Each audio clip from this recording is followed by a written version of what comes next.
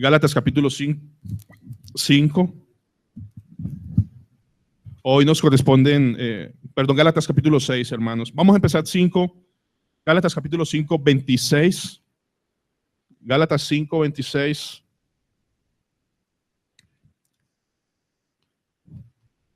Y vamos a leer hasta el capítulo 6, del 1 al 5. Dice así la palabra del Señor. Ustedes me siguen con sus ojos. No nos hagamos vanagloriosos, irritándonos unos a otros, envidiándonos unos a otros. Hermanos, si alguno fuere sorprendido en alguna falta, vosotros que sois espirituales, restaurarle con espíritu de mansedumbre, considerándote a ti mismo, no sea que tú también seas tentado. Sobrellevad los unos las cargas de los otros y cumplid así la ley de Cristo. Porque el que se cree ser algo no siendo nada, a sí mismo se engaña. Así que cada uno someta a prueba su propia obra y entonces tendrá motivo de que gloriarse solo de respecto de sí mismo y no en otro, porque cada uno llevará su propia carga. Antes de volver a orar y colocar el sermón, quiero dar la bienvenida a mis suegros. Casi los paso por alto. A mi hermano también que nos visita a la iglesia en Villavicencio, entonces son muy bienvenidos.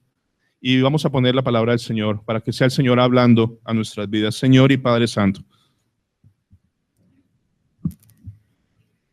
Señor, es muy claro para mí que si tú no llenas este lugar con el Espíritu y poderoso tuyo, Señor, el Espíritu Santo, para hablarnos, para ablandar corazones, para usar al predicador, para todo, será en vano lo que hagamos. Amado Dios, bendice a tu pueblo. Amado Dios, moldéanos a la imagen de Jesús. Y yo te ruego, Señor, que en tu misericordia levantes tú el martillo de tu palabra y despedaces corazones con el Evangelio. Que traigas vida a los muertos, que traigas arrepentimiento a los vivos en Cristo, que traigas gozo y paz en el Espíritu por causa de la obra de Cristo. Y permite, Señor, que podamos meditar conforme a tu palabra, siendo fieles a ella por causa de Cristo. Amén. Mis hermanos, hoy vamos a tener la segunda, vamos a ver Gálatas 6, 1 al 2, y en el próximo domingo terminamos 3, 4 y 5, y hoy vamos a continuar, y la próxima será la tercera, de cuánto afecta el Evangelio nuestras relaciones, pero también cuánto afecta negativamente nuestras relaciones por causa de descuidar el Evangelio. Ustedes recuerdan esta porción bíblica, el Señor dice en su palabra: un mandamiento nuevo os doy, que os améis unos a otros, ¿recuerdan? Como yo os he amado. El amarnos los unos a los otros siempre ha estado en la Biblia, pero el mandamiento nuevo consiste en que nos amemos ahora de la forma como Cristo nos ha amado. ¿Hasta ahí vamos bien?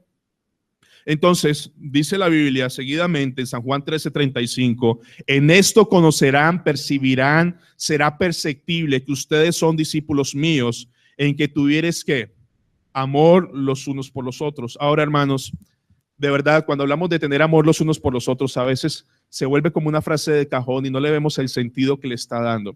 Ustedes recuerdan que hay 3 formas de amor según la palabra de Dios, o 3 formas en el mundo: el eros, que es el de la pareja, el del matrimonio; el fileo es esa relación fraterna de amigos, pero la relación fileo es una relación basada en condicionamientos. Ustedes han escuchado, para que tengan una idea, que tal vez en un grupo de colegio o aún en la iglesia haya lo que llaman roscas. ¿Saben qué es eso o no? Esos grupitos especiales que se forman porque tienen cierta afinidad, porque se conectan. Ese es el amor fileo. Es decir, ese amor que ella me ofrece me conviene, pero hay otras personas, otros caracteres que no van mucho conmigo y no conectan. Pero el amor ágape, a diferencia del fileo, primero viene de Dios, segundo es incondicional. O sea, el amor ágape se da sin importar la otra persona. Y quiero leer estas cosas. Da un trato. El amor ágape hace las cosas buscando siempre el bienestar de la otra persona y lo hace en función de estas cosas. No da un trato a las personas basado en la conducta de ellas.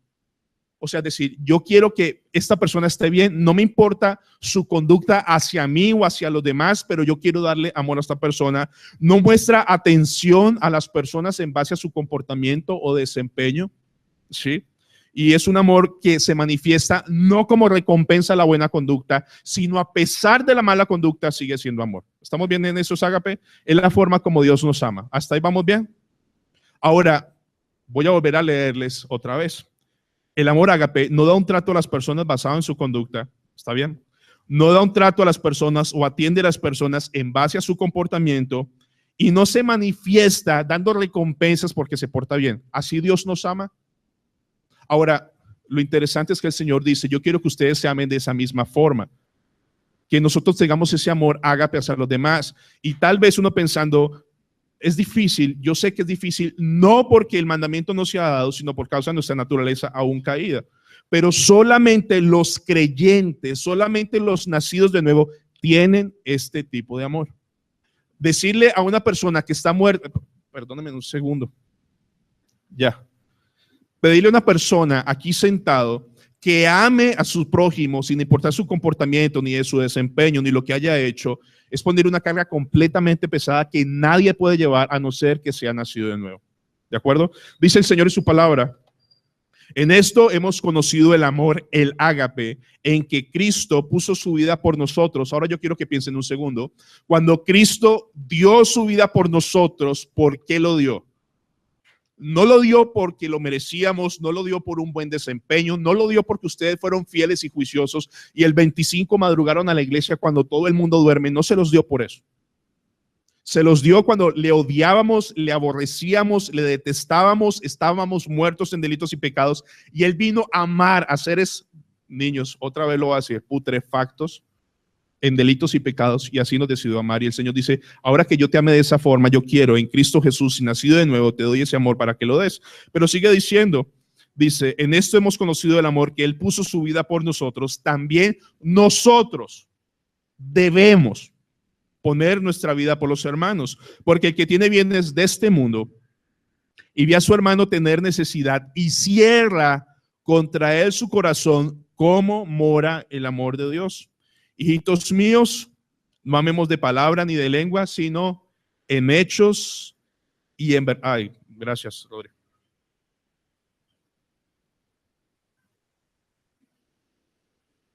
En Gálatas 5:26, cuando el evangelio es descuidado, cuando el evangelio es desviado, cuando dejamos de predicarnos el evangelio, podemos caer en dos cosas, como vimos en el sermón anterior, o provocarnos o envidiarnos.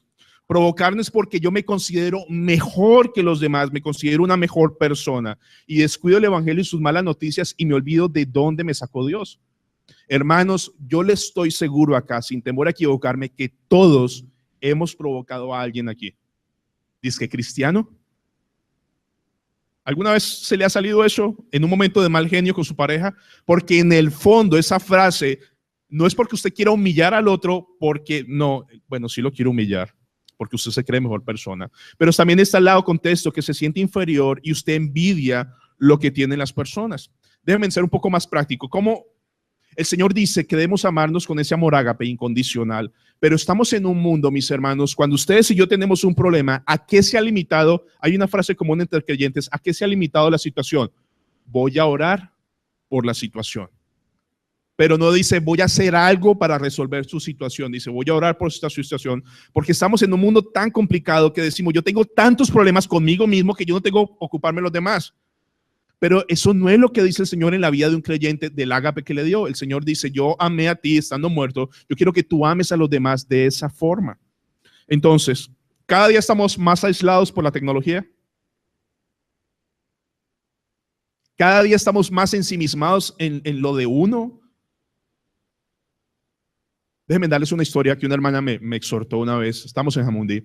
Y yo no sé si a ustedes le han hecho esta pregunta. Dice, pastor, si yo tengo mi diezmo y mi ofrenda y mi tía está enferma o mi mamá está enferma, yo puedo utilizar esa ofrenda mejor para dárselo porque sacrificio quiero, dice el Señor. ¿Y recuerdan?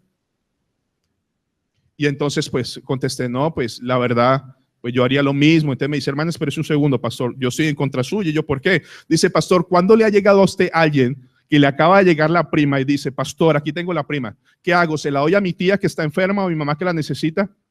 ¿Alguien les ha dicho eso? Pero digamos que hemos llegado a esos puntos, ¿no? O sea, las cosas del Señor son negociables, las otras cosas no lo son, pero estamos tan ensimismados, termina el servicio, cada quien se va para su lado. Ustedes han escuchado esta frase, porque quiero llamar su atención, yo no le quiero contar mis cosas a nadie para no serle carga. Yo no quiero que nadie sepa mi situación para no serle carga. ¿Han dicho eso? Y nos movemos bajo ese ambiente. Yo no quiero serle carga a nadie. Pero ¿qué sucede cuando esa carga se hace tan difícil que nadie la sabe? Terminamos culpando a la iglesia. A mí no me llaman, nadie está pendiente de mí, ese pastor no sé qué es lo que hace. Y pasamos de no quiero ponerle carga, pero cuando la carga es tan grande, ya luego nos desquitamos con la gente y terminamos siguiéndonos de la iglesia o culpando a las demás por las situaciones que hemos llegado. Entonces, hermanos amados, no sé cómo decirlo, pero yo ruego al Señor que nos permita, no solamente hoy, sino todo el tiempo, tener el evangelio muy arraigado a nosotros, que de verdad sea una necesidad de predicarlo, porque lo que estamos viendo es que el pecado gana más terreno, las cosas que son inmundas se vuelven más normales, la vida devocional o espiritual o los medios de gracia se vuelven más perezosos. Y la vida de crecer lleno del Señor, porque yo solo recuerdo lo que dice Mateo 25, el amor de muchos se enfriará. Las necesidades de los demás ya no son tan importantes porque yo me digo a mí mismo, yo tengo problemas tan grandes que si yo me ocupo de los demás, ¿qué voy a hacer conmigo mismo? Pero estamos tan enfocados y ensimismados en nosotros que el evangelio nos ayuda no solamente a romper ese egoísmo, sino a vivir para la gloria de Dios en función del bienestar de mis hermanos. Ahora está la introducción, Gálatas 6.1, vamos a meditar ya. Gálatas 6.1.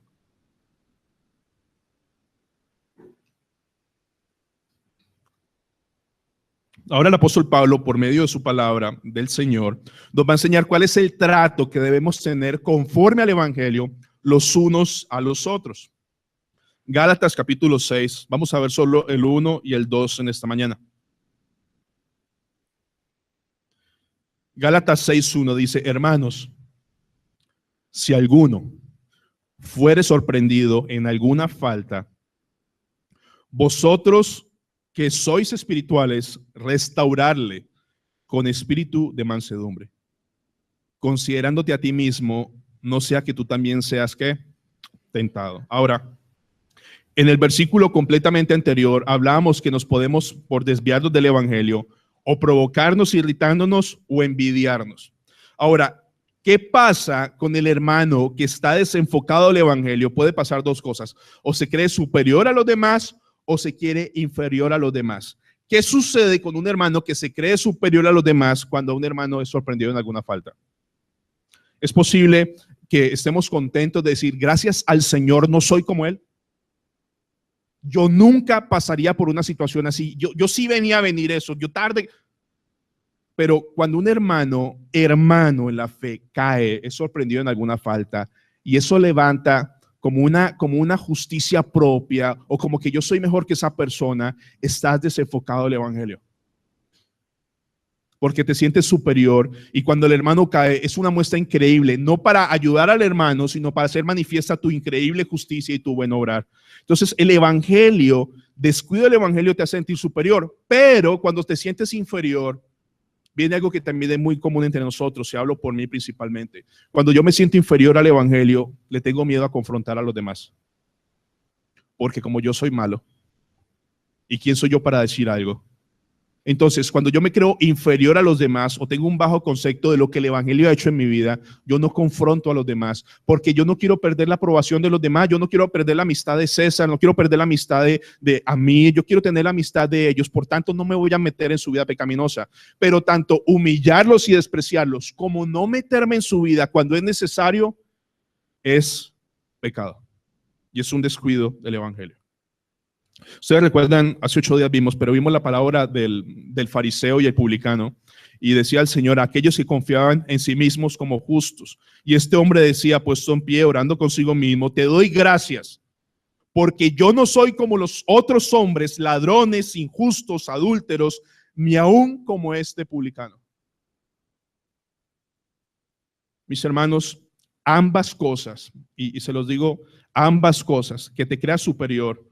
Cuando un hermano cae, normalmente crea un morbo en nosotros. ¿Y cómo es posible? Dizque pastor, dizque anciano, dizque diácono. Y mírenlo cómo manejaba su hogar y parecía que no rompiera un plato. Eso levanta como cuando hay un accidente, ¿no? ¿Ustedes han visto que hay un accidente en la carretera? Y uno pasa despacio, no para bajarse a ayudar, sino para mirar qué pasó. Y mete, porque si está... Pero hay un deseo en nosotros de mirar como la desgracia ajena, del mal ajeno, qué fue lo que le sucedió. Y ese tipo de noticia levanta mucho escarnio.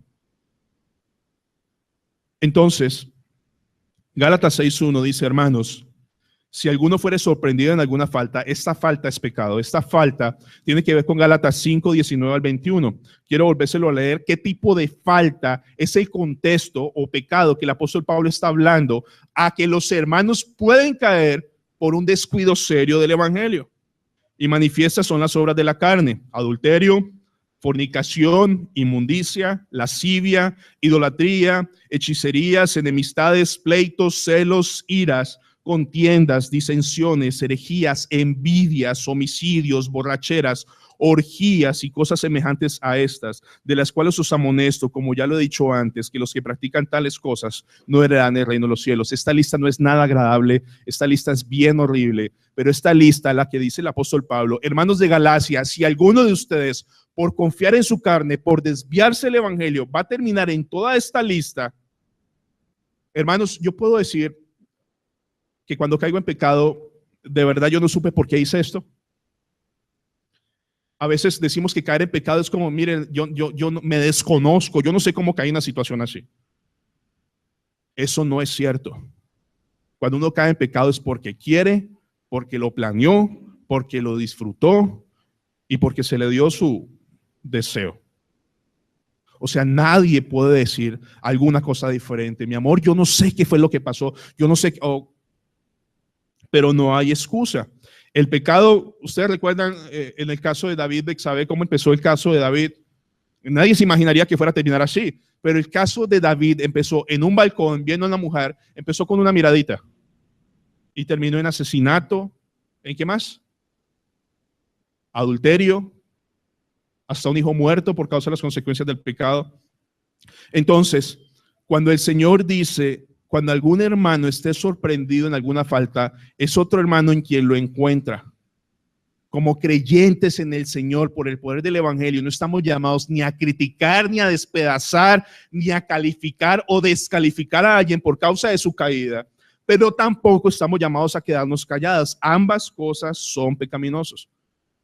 Cuando Dios dice, si un hermano es sorprendido en alguna falta, ¿saben quién te está dando la oportunidad de que ayudes a un hermano? Dios. Hay un hermano caído. Hay un hermano que necesita restauración. ¿Qué vas a hacer con él? ¿Lo vas a humillar o te vas a quedar callado para no meterte en problemas? Ahora, miren por favor, vosotros que sois espirituales, restaurarle con espíritu de mansedumbre, y van a ver que eso se pone mejor. ¿Qué significa los que son espirituales? ¿Está hablando de una clase superior de la iglesia? Está hablando de todos aquellos que están en Cristo Jesús, a pesar de todas sus luchas, que tienen el Espíritu Santo morando en esto, y diciendo, todos estamos llamados a ser guarda del hermano. No habla de una persona en particular. Hermanos, si ustedes fueron agregados en esta iglesia y Dios los llamó a estar acá, ustedes son guardas del hermano. Y cuando un hermano es sorprendido en algún pecado, quien quiera que sea, Dios dice, es tu hermano, restáuralo. Pero cuando vivimos lejos del evangelio, yo quiero ser muy honesto con ustedes, pero hay situaciones que hemos sabido y nos hemos quedado callados por no tener problemas, por no meter asuntos. Y a veces uno mismo quiere justificar y cambiar las cosas porque no fue como yo vi, no fue como yo escuché. Pero el Señor dice, pórtate como un hermano, anda espiritualmente, ve, restáurale. Porque si no te metes en la vida del hermano va a terminar peor de lo que está ahorita, porque el pecado le está ganando ventaja, el pecado empieza a ganar ventaja, el pecado empieza a ganar ventaja hasta que llega un momento muy, muy complicado. Entonces, la palabra restaurarle es bien importante. La palabra restaurarle en el griego es catartizo. Ahora, eso no les dice nada a ustedes, pero la palabra catartizo era la que se usaba cuando se le colocaba un hueso dislocado en su lugar. ¿Me siguen? Cuando el Señor dice restaurarle con espíritu de mansedumbre, la palabra restaurar es acomodar un hueso dislocado. Ahora, ese hueso dislocado le da la figura a ustedes, dice 1 Corintios 12, que somos un cuerpo. Cuando un hermano necesita restauración, es como si mi cuerpo estuviera un hueso dislocado. Ahora, ¿eso duele? Sí. ¿Colocarlo a su lugar duele? Sí. Pero es un dolor que sana. O sea, es un dolor que cuando te acomodan el hueso, es un dolor terrible, te dan medicina, pero es un dolor que cura porque va a permitir que el cuerpo funcione adecuadamente. Un hueso dislocado, primero es desagradable de ver, segundo es penosamente y terriblemente doloroso. Y lo que el Señor dice es cuando tú veas un cuerpo o una parte de tu iglesia dislocada o en el lugar inadecuado, va a causarle dolor ¿a quién? A todo el cuerpo. A todo el cuerpo. Entonces, cuando el Señor dice restaurarle, dice, si no lo restauras tarde que temprano te va a terminar afectando a ti. Porque si tú eres parte del cuerpo de Cristo, que es esta iglesia local, y no haces nada, las consecuencias serán tanto para Él como para ustedes. Y cuando el Señor entra a colocar ese hueso en su lugar, la disciplina va a ser muy dolorosa, pero dentro del contexto de lo que dice, restáurelos, es con el propósito de causar dolor. Ahora, hermanos, enfrentar a un hermano que fue sorprendido en alguna falta es fácil, es doloroso, vergonzoso, sí. Y el Señor dice, confróntelo, restáurelo y colóquelo en su debido lugar. Porque ese huesito que se llama tal persona está en el lugar equivocado y le va a terminar a hacer daño al cuerpo. Ahora, ¿cómo debemos acercarnos? Siga leyendo el texto. Considerándote a ti mismo, no sea que tú también seas ¿qué? Tentado. Miren que aquí no dice, no sea que tú también caigas en lo mismo, dice tentado. Amados, yo me puedo acercar a un hermano que ha caído, sea quien sea, con esta situación. Yo no estoy en la situación del hermano terrible, por la gracia de Dios. ¿Es correcto pensar así? Yo no estoy en esa situación deplorable, humillante, vergonzosa, por la gracia de Dios. ¿Es correcto? Yo me acerco al hermano sabiendo que en la situación que le está pasando, yo puedo pasar igualmente. Y eso nos permite llegar a nuestro hermano con la humildad y la sencillez del caso. Pero mi hermano, si tú llegas a tu hermano para restaurarle con humillación, con desidia, con rabia, con malas palabras, no está restaurando, sino que destruyendo. ¿Han destruido a alguien? ¿Han humillado a alguien?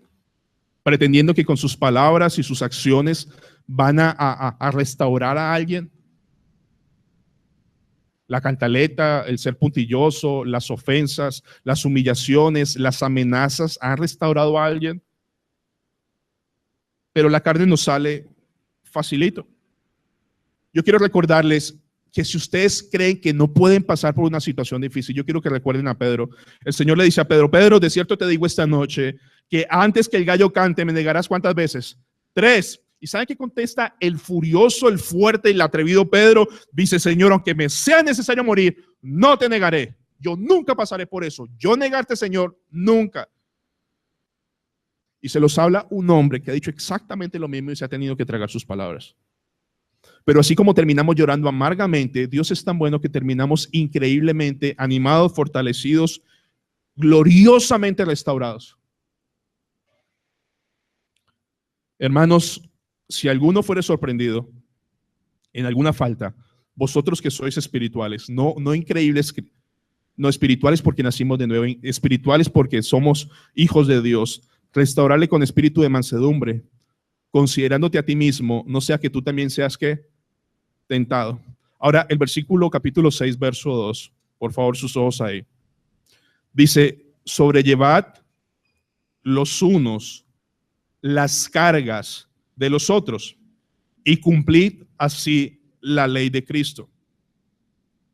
Y me voy a permitir preguntarles, solo en esta ocasión, por segunda vez y no más, ¿qué creen que sea una carga?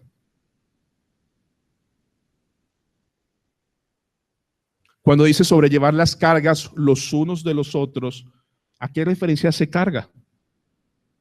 Bueno, tal vez ustedes en el contexto dicen, bueno, el hermano cometió una bellacada, el hermano cayó, fue sorprendido. Bueno, la carga que tiene es un asunto espiritual, un asunto de tristeza, pero también puede ser un asunto material, también puede ser un asunto económico, o solamente hablamos de un nivel espiritual. Cuando hay un hermano que dice, mire, pastor, yo no le comparto a nadie porque yo no quiero ser de carga a nadie, y el Señor dice, es que estás en una iglesia, en la iglesia estamos llamados a llevar las cargas los unos de los otros, pero cuando actuamos conforme fuera del evangelio, mi orgullo me dice no contar con nadie aquí para que yo llevar mis cargas. Yo no le comparto mis cargas a nadie y yo no le hablo a nadie porque luego eso termina en voz de todo el mundo. Y todos decimos eso. Permítame, esta semana... Y es un comentario bueno, no a creer que es despectivo. Esta semana una hermana colocó algo sobre las amistades entre mujeres cristianas. Y otro decía, yo quiero ser esa, y yo quiero... Y la verdad es que ya lo son en Cristo. Pero ¿saben por qué no podemos sobrellevar las cargas o no podemos tener esas relaciones tan fuertes como quisiéramos? Porque yo no puedo sobrellevar las cargas de nadie, a no ser que esté cerquita de él. A no ser que de verdad haya un deseo genuino de estar cerca de él. Hay hermanos aquí que son fabulosos en saber las cargas de los demás y buscan ayuda con los demás, pero yo no puedo sobrellevar las cargas de nadie si no las comparte, pero tampoco si no estamos cerquitas a saber qué es lo que está sucediendo, qué está luchando. Hay hermanos aquí que ustedes conocen que son buenos con la disciplina de los niños. Hay hermanos que ustedes conocen que son fuertes en sus matrimonios. Hay hermanos que ustedes conocen que son fuertes en consejería. Aquí sentados. Hay gente que te pueda poder ayudar a llevar esa carga. Entonces, cuando el Señor dice, si alguno fuere sorprendido en alguna falta, es una carga que tiene un hermano que no puede llevar, que se salió de sus manos, y Dios dice, acércate y toma esa carga y pon tu hombro al lado de él y llévela junta para que esa carga sea más ligera. Hermanos, hay cargas, hay pecados, hay situaciones que se salen de control tan fuerte, que le cuesta a uno muchísimo pedir ayuda. Pero les voy a decir algo y espero que les quede muy claro. Hay pecados, hay situaciones que no puede salir ni siquiera orando. Y yo sé que ustedes van a decir, pastor, eso es arrogante suyo. No, Dios dijo, aquí hay hermanos que lleven sus cargas. Si no las comparte, de ese pecado, de esa situación, no va a poder salir solo. Y no porque Dios no tenga poder para resolver esa situación. Yo quiero que me escuchen bien, porque Dios quiere doblegar. Si estás en el evangelio y tienes una familia, comparte la carga y busca que alguien te ayude y lleve esa carga contigo. Pero hay pecados que necesitamos un Natán. ¿Me escucharon eso? ¿Recuerda cuando Natán llegó al de David y le contó la historia del becerro gordo? ¿Y qué fue lo que dijo David? Que le quiten 4 tantos y ¿qué más? ¿Y que lo maten? Y Natán le dice, tú eres aquel hombre. Y no me imagino nada fácil a Natán exhortando a un rey que puede tener terribles consecuencias, pero viene de parte de Dios. Pero hermanos, la verdad es que en este contexto, por favor, yo quiero ser muy claro en esto y no quiero que vaya más allá. Es necesario un Natán para solucionar asuntos personales, pecados, económicos, y Dios nos permitió ser esa familia, porque el Señor dice en su palabra, como todas las cosas que quieren que hagan los hombres con vosotros, así también vosotros con ellos, porque esto es la ley y los profetas. Gálatas 5:26. Voy a llamar su atención. Gálatas 5:26 otra vez.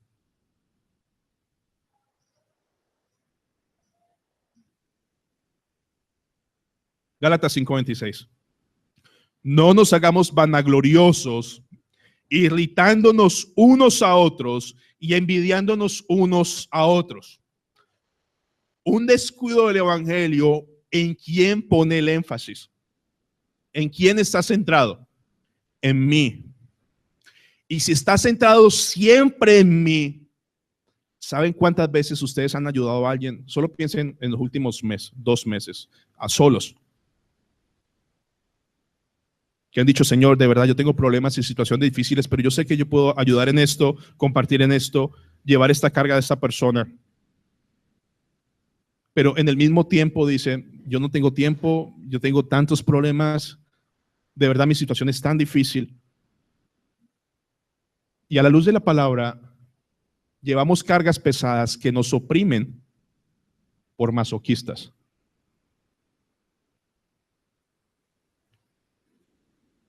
El Señor dice, si ustedes son espirituales, acérquense a alguien y lleven su carga. Ayúdele a hacer más ligera esa situación.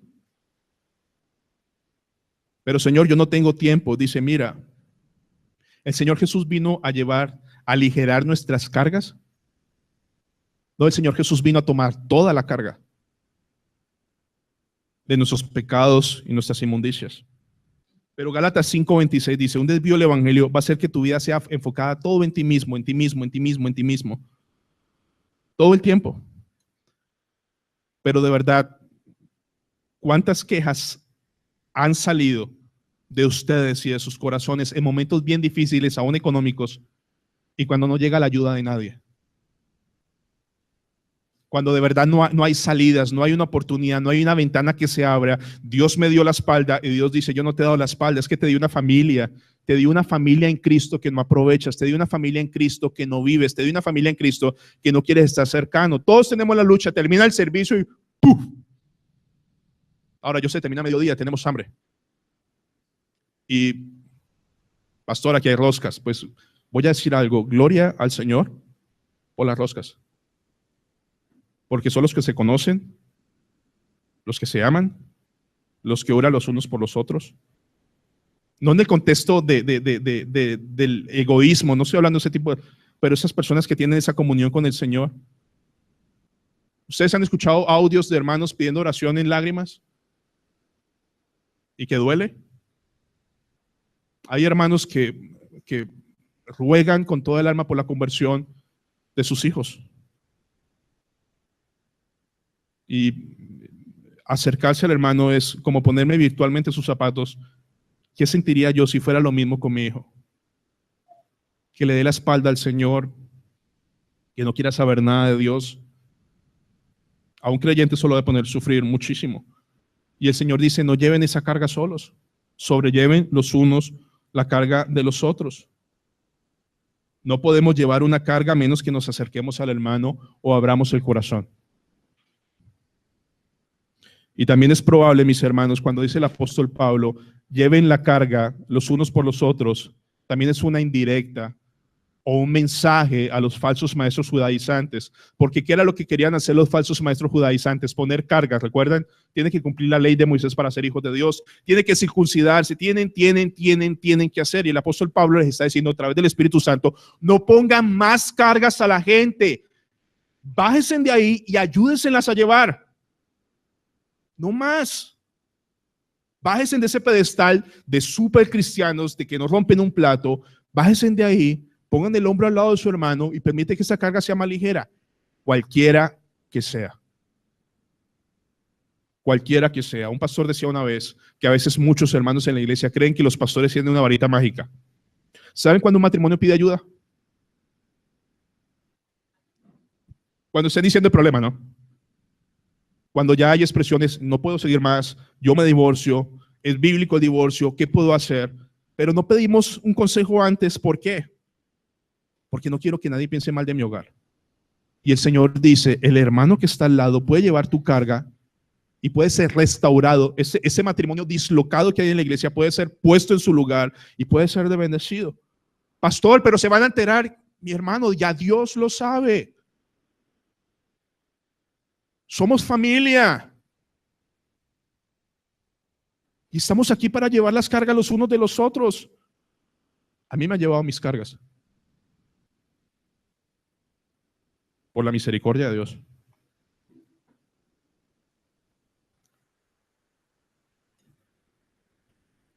En vez de estarnos colocando cargas y haga esto y haga esto y ya, bájese.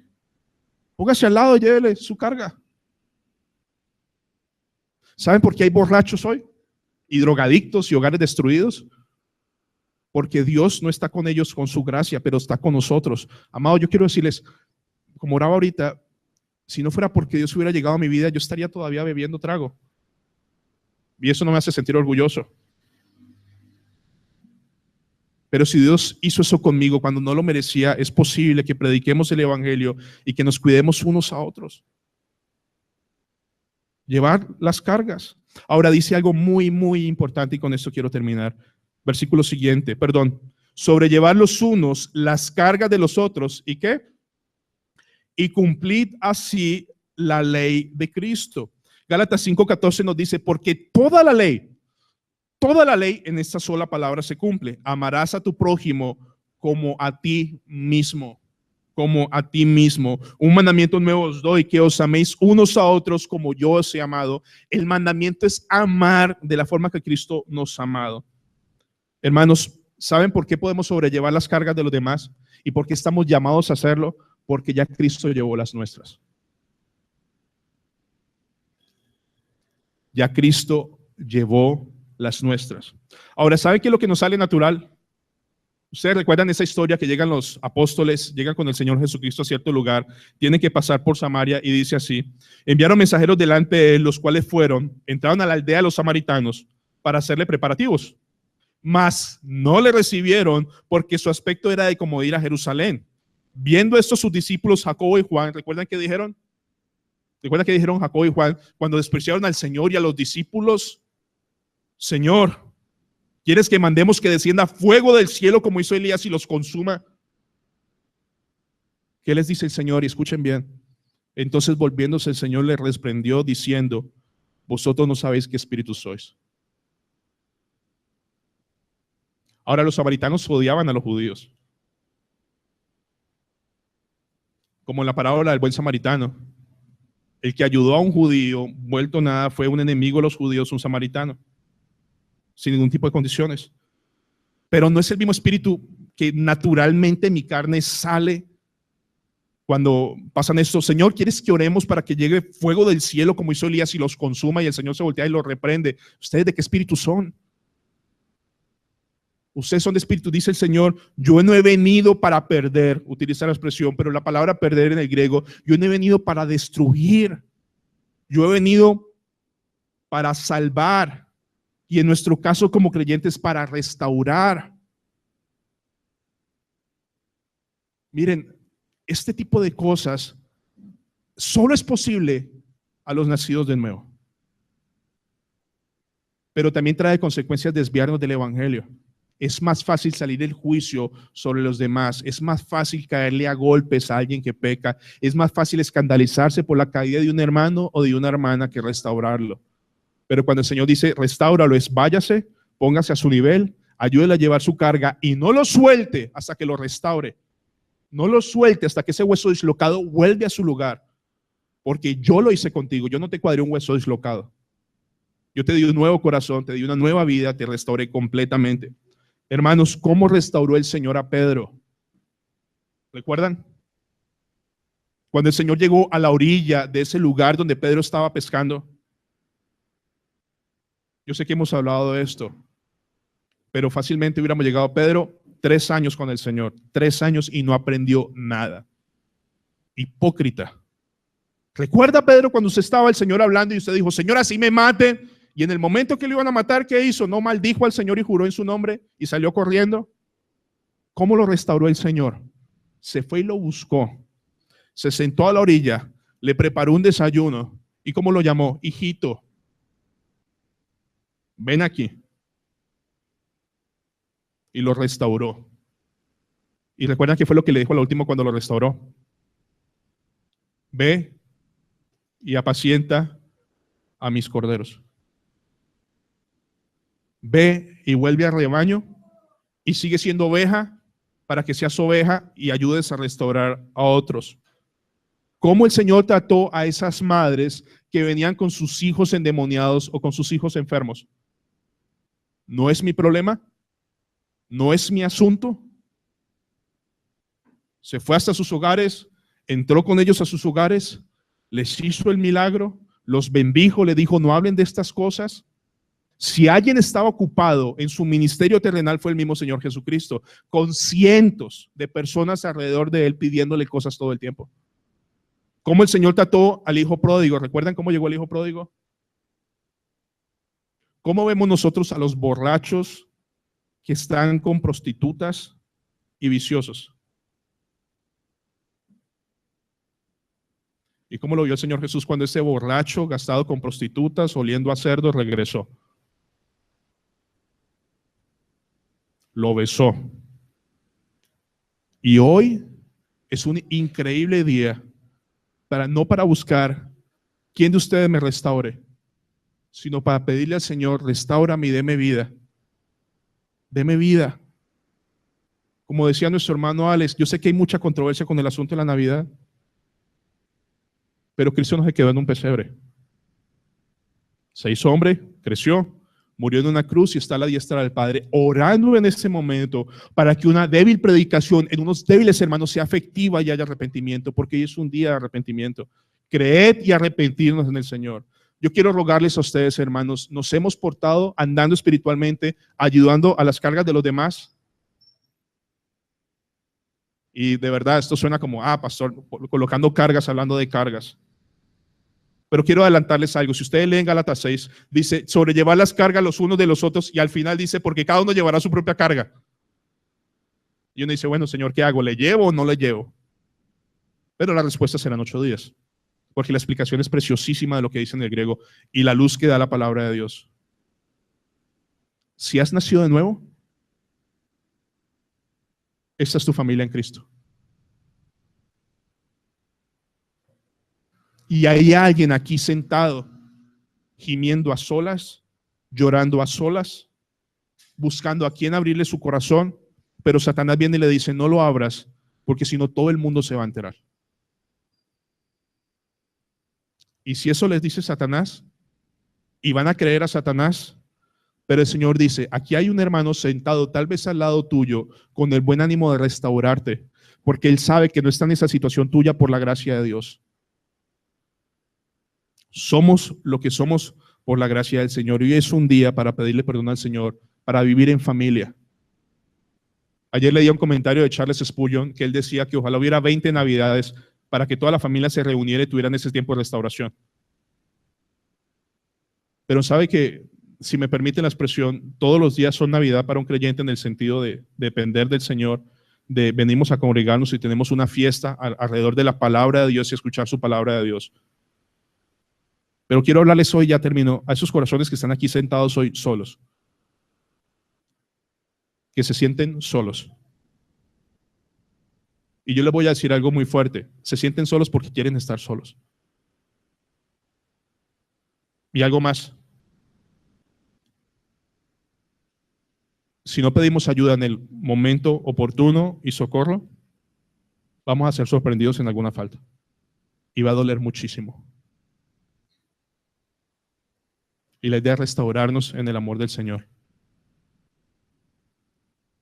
Mis hermanos, dice, si alguno fuere sorprendido en alguna falta, cuando el Señor llegó a tu vida no te sorprendió en alguna falta, te sorprendió odiándole, aborreciendo a Dios, aborreciendo todo lo que tenga que ver con Dios. Y el Señor dice, sí, Javier, tú me aborreces, me odias completamente, pero vengo a darte mi amor, ágape. Y dice, vosotros que sois espirituales, ustedes no eran espirituales ni 5, totalmente lo contrario. El Señor vino a la vida de ustedes y a la mía en un punto de donde odiábamos a Dios, íbamos en caída libre en un mundo perdido, lleno de delitos y pecados, y Dios nos amó a pesar de todas esas cosas. Y el Señor dice, si yo lo hice contigo, ve y busca a alguien y dale de ese amor y restáuralo. No más cargas, llévele su carga con él. Que si todavía fuma, que si aquí sentado ve pornografía, que es un grosero en su casa, que es un patán con su esposa. Pastor, no diga muy duro eso porque ¿qué van a pensar mis hermanos de mí? ¿Y saben que quién ya lo vio? Dios. Y quiera Dios, como lo ha hecho conmigo en varias ocasiones, enviar a un Natán que me ame, que me corrija, que no me deje solo, porque somos un cuerpo. Y si hay aquí hoy sentados huesitos dislocados, que el Señor nos permita ver cuáles son para colocarlos en su lugar, por su misericordia y por su gracia, por el mismo trato que Dios tuvo conmigo, tenerlo con los demás. Y ese es el amor ágape. Cristo nos llevó toda la carga completa de miserias. Hermanos, si alguno fuere sorprendido en alguna falta, y vas a hacerlo sorprendido, si no pides ayuda, roguemos a Dios que nos mande a alguien espiritual para que nos restaure con espíritu de mansedumbre. Y roguemos por ese hermano que se acerca, que llegue con el evangelio en sus labios y en su corazón, para que él sepa que se acerca a alguien que él ama y que él puede pasar por la misma situación. No somos mejores que nadie en este lugar. Somos lo que somos por la gracia del Señor. Amados, se lo digo con todo el corazón y con el respeto que se merecen, pero que ustedes hayan madrugado hoy, a pesar de eso, aleluya. Pero eso no nos hace ni más amados, ni más aceptos, ni más gloriosos de lo que ya somos ya en Cristo Jesús. En serio. Yo quiero rogarles a ustedes que se tomen 30 segundos, inclinen sus rostros y piensen si tienen un Natán en sus vidas, si tienen, o ustedes son un Natán para alguien. Y si en su reflexión personal no ven a nadie, podrían reconocer, amados, que se han desviado del Evangelio, que se han vuelto engreídos o se han vuelto envidiosos, y que Dios nos permita reconocerlo de tal forma. Vamos a orar.